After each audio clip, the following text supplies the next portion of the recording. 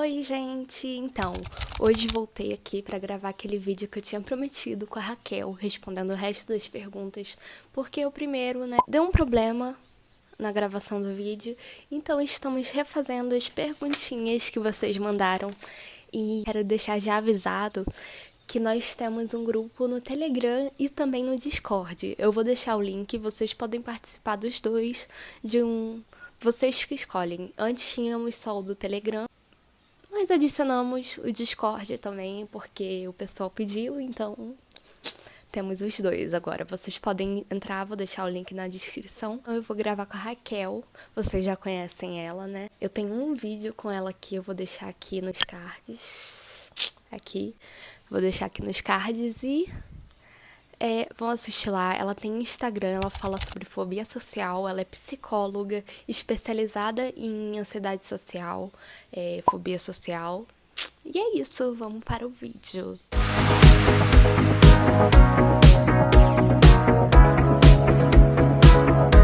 E o comportamento que melhora a fobia social, eu acredito que é o comportamento da pessoa ter compaixão por ela mesma. O que significa isso, ter compaixão por ela mesma? Uma coisa que faz parte do quadro da fobia social é que a pessoa, ao sair de casa, ela fica alerta a algum estímulo, alguma coisa, um olhar, qualquer coisa que comprove para ela que o comportamento dela está sendo inadequado. Então, ela observa a situação e as pessoas procurando alguma coisa que mostra que ela se comportou de um jeito errado, que ela fez algo inadequado.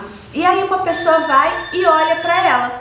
E por ela estar procurando, isso faz parte do quadro, estar procurando por algo que comprove que o comportamento dela foi inadequado, e um olhar de uma pessoa que às vezes nem nesse sentido de estar julgando, ela interpreta aquele olhar como que o outro esteja julgando ela. Ai meu Deus, fulano me olhou daquele jeito porque eu gaguejei, me olhou daquele jeito porque eu comi e deixei cair um pedaço de pão, me olhou daquele jeito porque eu não consegui falar. E aí essa pessoa volta para casa e fica ruminando essa experiência: me comportei errado, eu sou um fracasso, não vai dar certo, eu sou horrível, não deixo sair de casa. E aí acaba se culpando e se cobrando, exigindo demais: eu deveria ter vivido de um jeito diferente, eu deveria. E isso, motiva ou desmotiva uma pessoa a querer sair de casa novamente? Com certeza desmotiva, né? Então, a autocompaixão seria abraçar essa dor que a pessoa está sentindo e ser seu amigo, sua amiga nesse momento. Ok, foi muito difícil para mim, foi muito difícil passar por isso, mas eu tô aqui comigo, eu não vou desistir de mim, eu vou continuar, eu vou ter esperança de dias melhores. É ser para você mesmo do jeito que você seria para um amigo. Então eu gosto muito de pensar o seguinte: o que você diria para um amigo que acabou de passar por essa situação que você está passando? E com certeza a resposta que a pessoa diria para um amigo, a pessoa que não tem essa compaixão, é totalmente diferente da resposta que ela diria para ela mesma. Então, você ter compaixão por você mesmo e se perdoar pelos momentos em que você não saiu como você gostaria, em que você não atendeu às suas expectativas, em que você falhou, em que você errou, isso vai ser muito, muito bom, muito benéfico para que você não entre naquela frustração ou tristeza profunda que a fobia social pode acabar fazendo com que você entre nesses sentimentos desagradáveis. Sim, eu lembro até que uma psicóloga eu falei, que as pessoas vão notar que eu tô suando, que eu tô nervosa. Aí ela perguntou assim pra mim: você, se fosse uma outra pessoa no seu lugar, você acharia estranho, acharia horrível você tá suando? O que você acharia disso? Aí, eu respondi que não teria problema nenhum, que era normal. Mas pra mim, eu cobrava um nível de perfeição muito alto, um nível de perfeição que ninguém tem. Às vezes a gente se coloca eleva o nível que a gente tem que exercer pros outros, sendo que nem ninguém exerce esse nível. É bem por aí mesmo que você falou, há uma supervalorização da possível opinião do outro, porque a gente não sabe o que o outro está pensando sobre a gente, a não ser que ele diga. E aí a gente supervaloriza isso, dá uma aumentada no que o outro pode estar pensando sobre a gente e toma isso como verdade. Existe um erro de pensamento muito comum em quem tem fobia social, que é imaginar o que o outro está pensando e tomar aquilo como verdade. Então a pessoa fica assim, ai, fulano tá pensando que eu sou burra, fulano tá pensando que eu gaguejei, fulano tá pensando que eu sou gorda, fulano tá pensando que eu não sei falar direito. E a pessoa acredita nesse pensamento que ela tá tendo, nessa imaginação do que o outro está dizendo, toma isso como verdade e aí fica se martirizando, evita passar naquele lugar de novo, se enche, né, a pessoa fica muito ansiosa por acreditar em um pensamento dela. E como eu falei no outro vídeo, o nosso pensamento, nem tudo que a gente pensa é real. E por causa disso, nem tudo que a gente pensa é real, a gente pode duvidar do que a gente pensa e começar a ser mais racional. Peraí, será que o que eu tô pensando mesmo, realmente o outro tá pensando isso de mim? Como é que eu sei isso? Ele já me disse isso? Alguém me disse isso? Então, se ninguém me disse isso, se é só um pensamento, uma imaginação, então eu posso relaxar, porque eu não sei se isso realmente aconteceu. Então esse é um erro muito comum de quem tem fobia social. E você está consciente para isso, né? Caramba, isso não aconteceu, só estou imaginando que isso aconteceu, só estou imaginando o que o outro está pensando de mim. Com certeza, isso vai enfraquecer o seu pensamento e, consequentemente, melhorar a forma como você se sente. Porque aquilo que você sente, ou seja, a ansiedade, ela tá ligada com o pensamento. O que pode levar uma criança a ter fobia social? Em um depoimento de um inscrito, ele disse: se uma criança no seu primeiro contato social com alguém que não é da própria família, sofre algum tipo de agressão verbal de outra criança, isso também poderia causar fobia social? As pessoas, elas gostam muito de saber o porquê das coisas, né? Por que que eu estou assim? Por que que eu fiquei assim? Por que eu tenho esse transtorno? E eu acho isso interessante porque eu também tenho essa curiosidade. Quando eu tenho alguma coisa que eu preciso resolver, alguma questão assim, até mesmo emocional, eu quero saber por que que eu fiquei assim, por que que eu fiquei procrastinadora, por que que eu me comportei desse jeito. E só que quando a gente fala, né, de nosso lado emocional, né, dessa psique, não existe apenas uma única causa que pode ter desencadeado um transtorno. A fobia social, ela pode aparecer na infância, ela pode aparecer na adolescência e, em casos raros, na vida adulta. E as causas... Pode falar. A pessoa pode nascer com isso ou ela só desenvolve? Ela desenvolve. Existe uma predisposição genética. Então, se, por exemplo, a mãe ou o pai dessa criança teve ou tem fobia social, as chances dela ter também é muito maior. Se esse pai ou essa mãe sempre teve esse retraimento social, podia até não ser fobia, mas aquela timidez mais exagerada, não ser aquela pessoa que interage, isso também pode influenciar. Então, tem a causa genética, né, da fobia social, essa predisposição genética. Isso não significa que se o seu pai e sua mãe teve ou tem fobia social, você vai ter. Mas isso influencia com certeza. E também uma criança que ela tinha aquele traço de personalidade mais retraído, mais timidez, e ela não foi exposta durante a infância dela a interagir com outras crianças, não foi estimulada a interagir com outras crianças, os pais deixavam mais a criança em casa, sozinha, sem contato. Isso pode ter causado um déficit de habilidades sociais, então ela acabou não sabendo como se comunicar. Como é que eu faço amizade? Como é que eu puxo assunto? Como é que eu encerro uma conversa? Como é que eu me insiro para brincar? Como é que, sabe? Isso a gente aprende, essas habilidades sociais de conversa, de interação, a gente aprende naturalmente. Só que se na infância você não é exposto a isso, não é estimulado a isso, isso também pode influenciar no aparecimento da fobia social. E também quando a criança, adolescente passa por um trauma muito forte em relação ao ambiente social, então muito bullying, se essa pessoa na frente de um monte de gente vomitou e isso foi traumático para ela.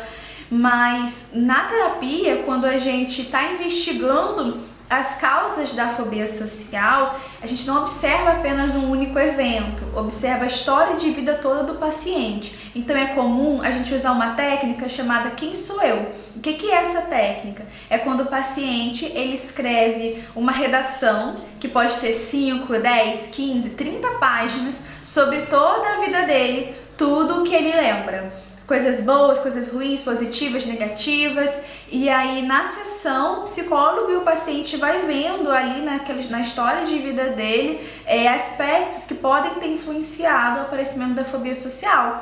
Além dessa técnica, também a linha da vida, a linha do tempo, que é separar de 3 em 3, de 2 em 2 anos, dependendo da idade da pessoa, pontos importantes da vida dela que ela lembra, e ali também vai identificando quando começou, o que pode ter influenciado. Então, nesse caso, né, do inscrito, isso que aconteceu com você pode sim ter influenciado, mas talvez tenham outras coisas na sua história que às vezes você não está levando em consideração, que também podem ter influenciado. Geralmente não é só um único evento, não, mas uma mistura de eventos e as interpretações que você faz, porque o que nos machuca não é o que acontece, mas a forma como a gente interpreta aquilo dali.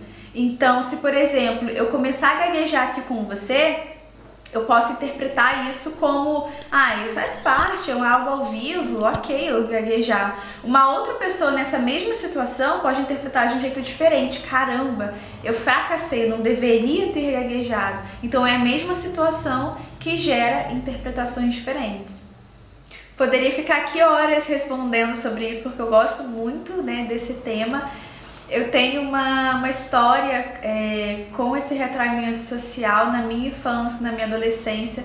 Eu tinha muito medo de me expressar, medo de ser julgada. Eu lembro que eu tinha alguns amigos e que eles me chamavam de quietinha, a Raquel não fala, e eu sentia muito aquela vontade de falar, só que era como se as palavras não saíssem da minha boca, como se eu engolisse as palavras, e só eu sei o quanto foi sofrido na época de querer socializar, de querer falar, mostrar quem eu era, e aquela insegurança, aquele medo não deixava. Então esse foi um dos motivos, um estopim para, dentro dos diversos transtornos que existem, né, eu escolher e ajudar pessoas que têm isso, porque eu também, em algum grau, já tive isso também. Mas hoje você já tá melhor?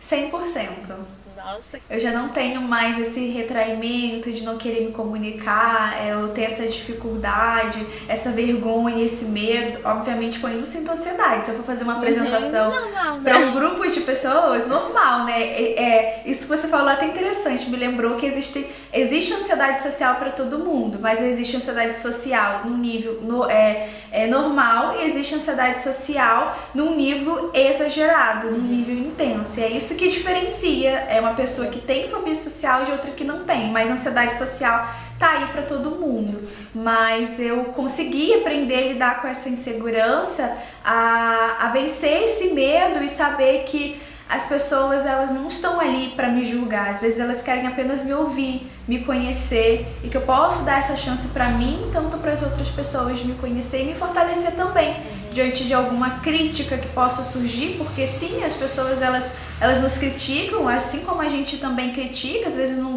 gostei do cabelo da fulana, não gostei que ela emagreceu muito. A gente tem essas coisas também, a gente pode ainda não falar, mas a gente pensa, mas se fortalecer de que aquilo que o outro está dizendo é dele e não meu. Verdade. E tem, assim, algo que separe uma pessoa tímida de uma pessoa com fobia social? Tem alguma barreira ali? A barreira entre timidez e fobia social é o prejuízo que a pessoa está tendo na vida dela. Então, uma pessoa tímida, Se ela precisar ir numa entrevista de emprego, ela vai.